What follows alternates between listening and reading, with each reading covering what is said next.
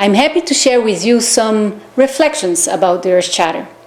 My hope is that this sharing will inspire you to engage with it and use it in your own context. 19 years ago, on the 29th of June 2000, the Earth Charter was launched at the Peace Palace in The Hague in the Netherlands. This was a major event that brought together key leaders of this movement: Morris Strong, Mikhail Gorbachev, Ruud Lubbers, Wangari Maathai, and Queen Beatrix of the Netherlands. But this initiative did not start there.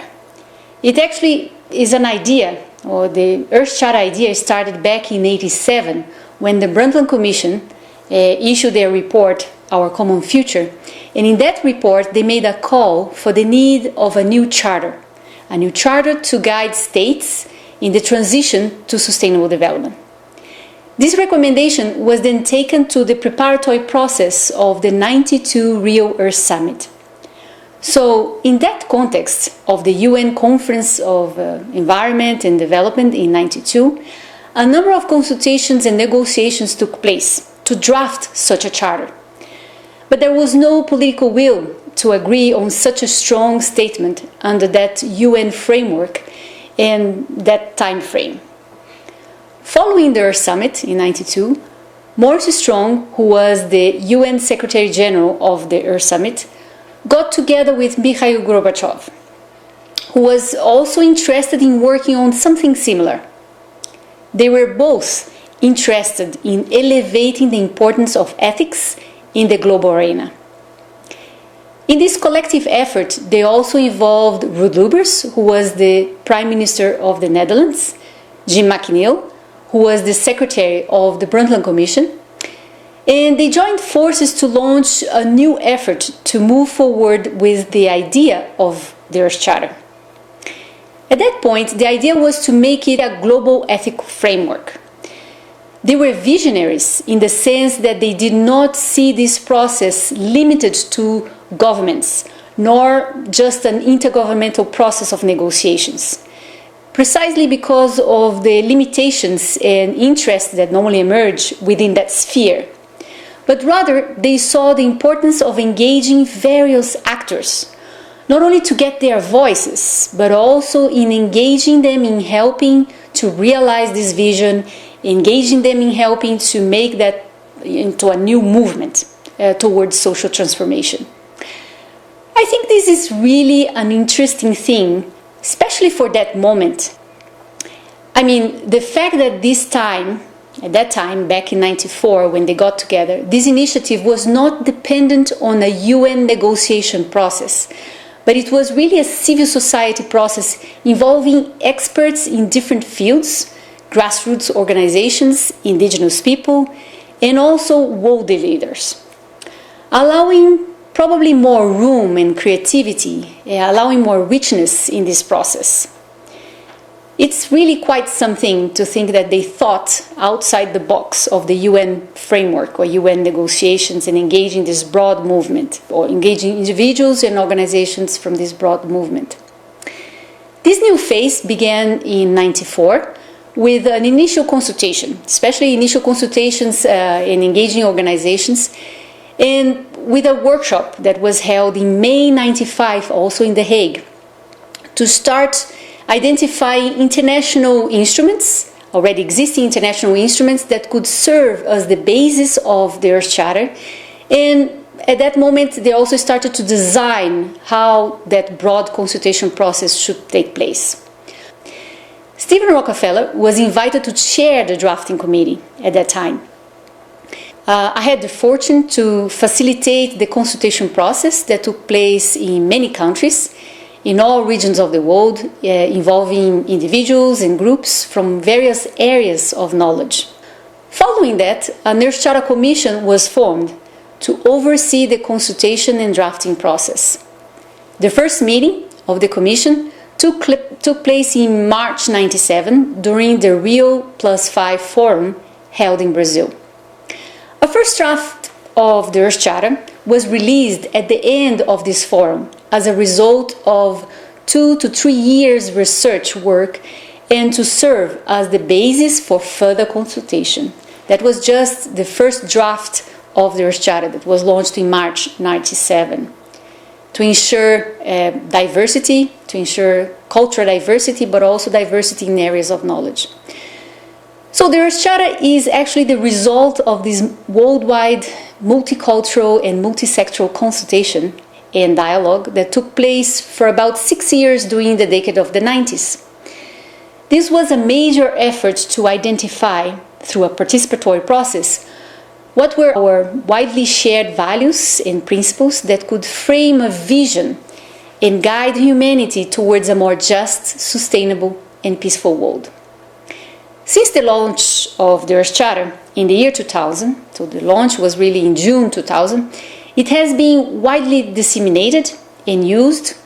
The Earth Charter has been translated in about 65 languages. We continue to emphasize the importance to look at the Earth Charter as an important instrument and ethical reference, an important instrument to further stimulate dialogue. Not just to look at it, or not to look at it as a dogma or anything to be imposed. We continue to stress that the Earth Charter can be used to stimulate ethical reflection, to stimulate dialogue. It can be used to guide our decisions, to put us in the direction towards a more just and sustainable world. So now, the Earth Charter can be considered as a document, an international movement, and as an organization. As a document, the Earth Charter is a declaration of interdependence and responsibility that articulates the values and principles of sustainability. It is a guide, it can be seen as a guide, an ethical reference, and a framework for building a just, sustainable, and peaceful global society. I see the Earth Charter as an ethical compass towards a more caring, respectful, and responsible civilization. I see it as an ethical compass for those many decisions we make as individuals, professionals, and as institutions. As an instrument, I see really as an instrument to help us navigate through these difficult decisions, navigate through many dilemmas in our daily lives and decisions. It helps us to think of the consequences and impacts of our decisions. The ideas and principles articulated in the Earth Charter are drawn from various sources. Its development was really influenced by the growing literature on global ethics. It was influenced by the new scientific worldview, which emphasizes the notion of interdependence of all life. If you see Principle 1 of the Earth Charter, it affirms the importance to recognize that all beings are interdependent and every form of life has value regardless of its worth to human beings. The Earth Charter also reflects the wisdom of the world's religion and philosophical traditions. It reflects also the voice of the social movements associated with human rights, democracy, gender equality, disarmament, and peace. The purpose of this document is to help us expand and deepen our understanding on what it takes to live in a more sustainable world. It helps us to understand or to expand our consciousness with regards to our relationship to the large living world. It seeks to cultivate a new earth ethic that places the notion of care for the community of life at the center of our lifestyles and at the center of our decisions. The Earth Charter starts with a preamble that emphasizes the current global challenges and emphasizes the importance of universal responsibility. It has 16 principles and many supporting principles, all organized around 4 parts. The first is respect and care for the community of life. The second is ecological integrity. The third part of the Earth Charter, the third pillar of the Earth Charter, is social and economic justice. And the fourth, democracy, non-violence, and peace. Mainly, it is very important for us to realize that the Earth Charter emphasizes the interconnections and interdependence of all these 4 dimensions. The 4 parts of the Earth Charter are to be seen through the lenses of really a system, because it articulates in a way a systemic approach to life. At the heart of the Earth Charter lies an ethic of care and respect for the community of life. Principle 2 states the importance to care for the community of life with understanding, compassion, and love. As a movement, the Earth Shara involves individuals and organizations from 89 countries that have embraced and have adopted the Earth Shara and are using it in many creative ways.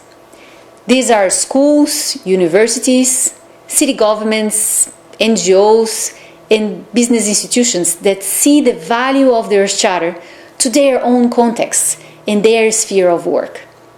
These are groups and individuals from around the world interested in contributing to social transformation and in being part of a global movement that is contributing to the transition to sustainability. The fact is that we urgently need to elevate people's understanding on the impact of human actions in the well-being of communities and in the life on the planet, all life in the planet. We also need to stimulate a sense of responsibility of all of that. So the Earth Shara movement makes an effort to address all of this through these lenses of system thinking and also through the angle of ethics and values. Let me give you one example of these groups that have adopted and are using the Earth Shara.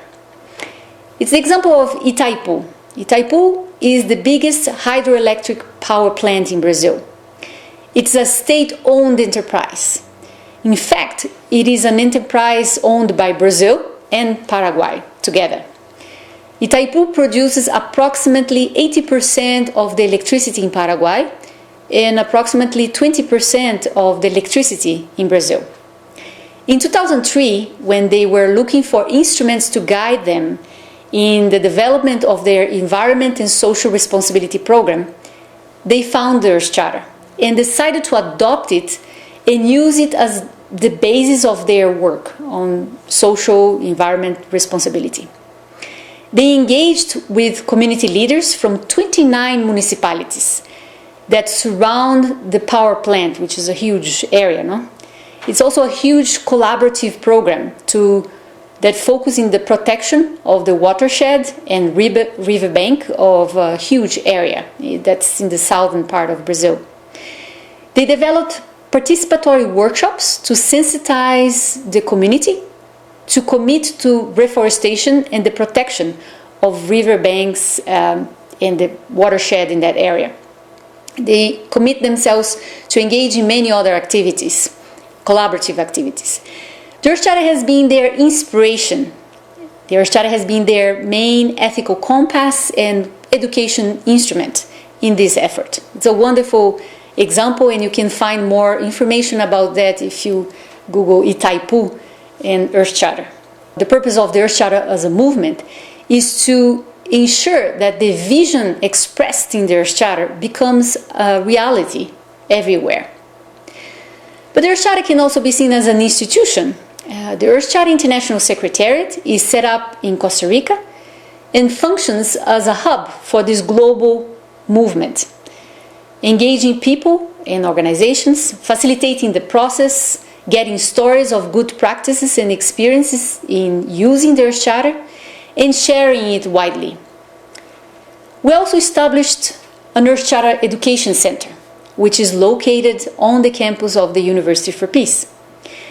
The center coordinates a UNESCO chair on education for sustainable development, which is based on the Earth Shara, and much of the work we do revolves around the implementation of educational programs, courses, training, workshops, and also involves research activities surrounding that intersection between education, sustainability, and ethics, using the Earth Shara as our foundation, thinking that the challenges of unsustainability we currently face with growing social disparities, violence, corruption, and ecological crisis is really a challenge that is rooted in a worldview that is reductionist, fragmented, and short-sighted, and that stimulates mostly individualism, self-interest, and materialism. This is a predominant worldview, and it's a worldview that results in a lack of commitment and responsibility to the common good. Commitment and responsibility to contribute to the well-being of present and future generations. Therefore, I think we need to really offer space, generate spaces to examine our worldview, to examine our assumptions and values.